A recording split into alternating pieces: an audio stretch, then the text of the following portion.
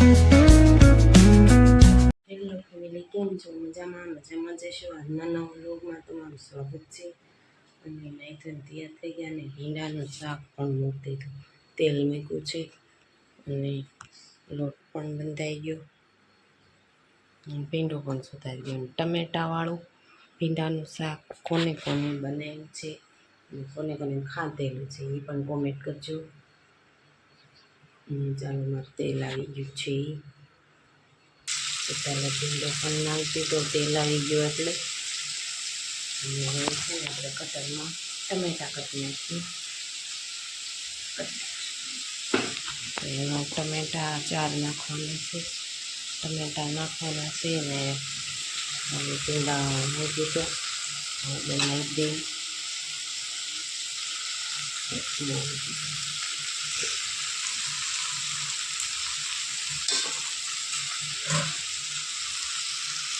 તો ભીંડાનું શાક ચડવા મૂકી દીધું ને હવે આપણે છે ને ટમેટા કટર કરી નાખીએ. એમાં ટમેટાનું સોસ વાળું બનાવવાનું છે.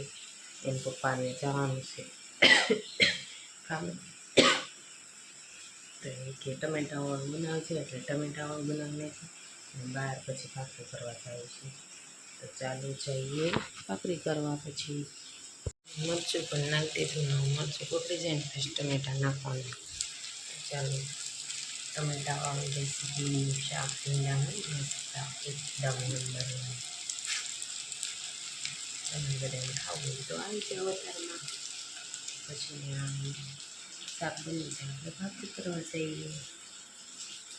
ભીંડાનું શાક બની ગયું. કોને કોને પાણી આવી ગયું કોમેન્ટ કરજો. ટમેટાના ગ્રેવીવાળું મસ્તીનું ભીંડાનું શાક. હાલો, હવે આપણે ભાખરી બનાવવા જઈએ. ભીંડાનું શાક ને મેં સૂલો પણ સળગાવી દીધો ને હવે ભાખરીને રોટલી કરી નાખું ટિફિનની. તો ચાલો બનાવી નાખીએ ભાખરી. તમારે બધાને ભાખરી ખાવી હોય તો આવી જાઓ. ચાલો, બની ગઈ રોટલી ને ભાખરી. આ છેલ્લી ભાખરી છે. તો હાલો, ભાખરી ચડી જાય એટલે શીરાવા બી જાય. તમારે બધાને શીરાવું હોય તો આવી જાઓ. ભાખરી ને ચા ને ગાંઠિયા ને એવું બધું છે. તો હાલો બધા શીરાવા. ઉઠીને કટક બટક ખાઈ લીધું અને હવે છે ને ટીવી જોવા બેસી ગયો. કાં દક્ષુ?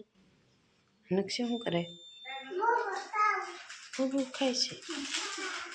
અને આ દક્ષુ કેના બાસકા ભર્યા છે? એટલા બધા તલ થયા. તલ લાવ્યા છે એટલા બધા. કાં નક્ષુ? બધા તલ છે ને દક્ષભાઈ જો જેઠાલાલ જો બેઠો બેઠો. ચાલો, અમે ત્યાં ઉઠી ગયા ને હવે બનાવવાનું છે. એમાં તો પડીકા છે તારા સ્કૂલના નિશાળના પડીકા.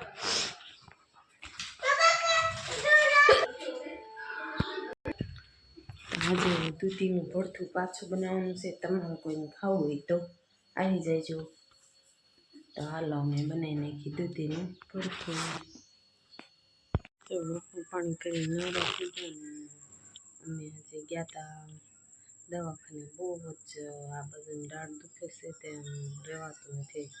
એટલી દાઢ દુખે છે. હજી દવા લઈને હાલ્યા આવ્યા છીએ અને બાઈને બધાએ વાવ કરી લીધું હતું. કેટલી બધી દવા આપી દીધી.